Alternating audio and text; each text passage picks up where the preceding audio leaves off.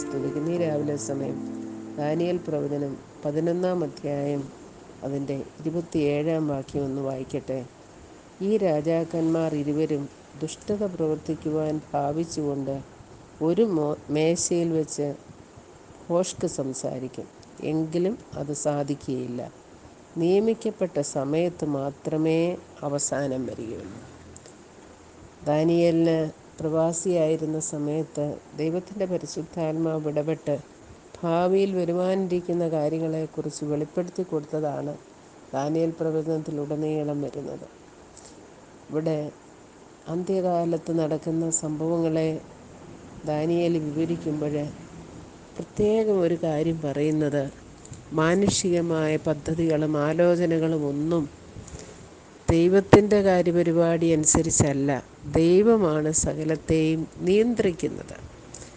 മാനുഷികമായ ആലോചനകൾ നടക്കും, അവർ പല പരിപാടികളും ആസൂത്രണം ചെയ്യും.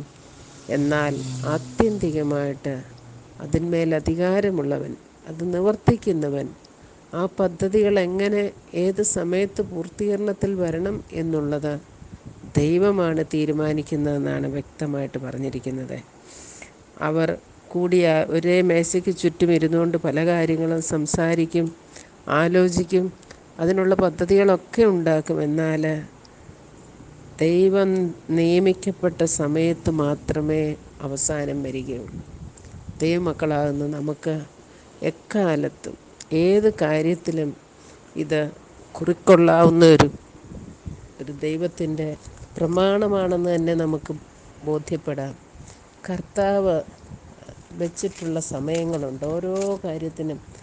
അപ്പോസ്തലപ്രവൃത്തിയിൽ നാം പഠിക്കുമ്പോൾ അതിൻ്റെ 4-ാം അധ്യായത്തിൽ പൗലോസും ശീലാസിനെയും കുറിച്ചുള്ള കാര്യങ്ങൾ രേഖപ്പെടുത്തുമ്പോൾ അത് 4-ാം അധ്യായത്തിൻ്റെ 28-ാം വാക്യത്തിൽ ഇങ്ങനെയാണ് പറയുന്നത്: സംഭവിക്കണമെന്ന് നിൻ്റെ കൈയും നിൻ്റെ ആലോചനയും മുൻ നിയമിച്ചതൊക്കെയും ചെയ്തിരിക്കുന്നു സത്യം. കർത്താവ് യേശുക്രിസ്തു ഈ ലോകത്തിലേക്ക് എപ്പോൾ വരണം, യേശുക്രിസ്തുവിനോട് ഈ ലോകക്കാരെന്തൊക്കെ ചെയ്യും എന്നുള്ളതെല്ലാം സ്വർഗത്തിലെ ദൈവം നേരത്തെ, അതൊന്നും അപ്രതീക്ഷിതമായ കാര്യങ്ങളായിരുന്നില്ല. ദൈവം തൻ്റെ കാര്യപരിപാടി അനുസരിച്ച് തന്നെ അതൊക്കെ നിവർത്തിച്ചു. അവൻ വ്യസനിക്കപ്പെട്ടവനായി, ത്യജിക്കപ്പെട്ടവനായി, രോഗം ശീലിച്ചവനായി ഒക്കെ തീരുമെന്ന് വർഷങ്ങൾക്ക് മുൻപ് തന്നെ യെശയ്യാ മുഖാന്തരം പ്രവചിച്ചിരുന്നു.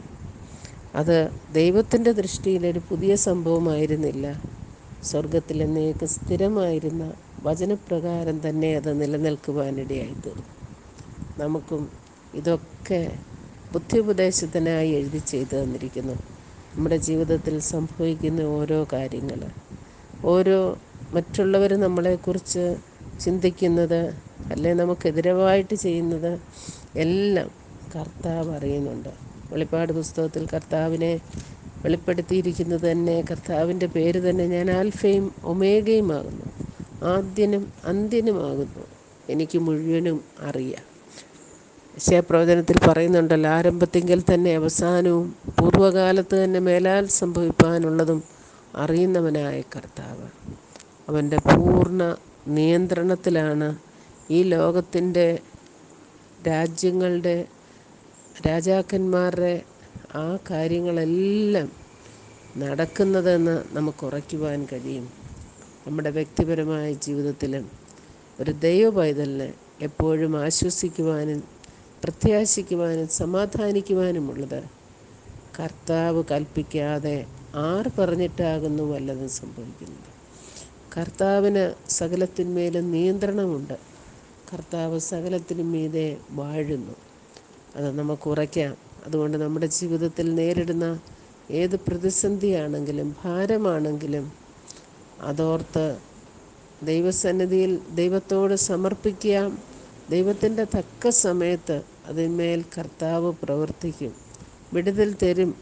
നിയമിക്കപ്പെട്ട സമയത്ത് അതിൻ്റെ അവസാനങ്ങൾ കാണുവാൻ ദൈവത്തിൻ്റെ പരിശുദ്ധാത്മാവ് മുഖാന്തരം ഇടയായിത്തീരും എന്നുള്ള ഉറപ്പോടുകൂടെ വിജയകരമായൊരു ക്രിസ്തീയ ജീവിതം നയിപ്പാൻ ദൈവത്തിൻ്റെ പരിശുദ്ധാത്മാവ് നമ്മെ സഹായിക്കട്ടെ.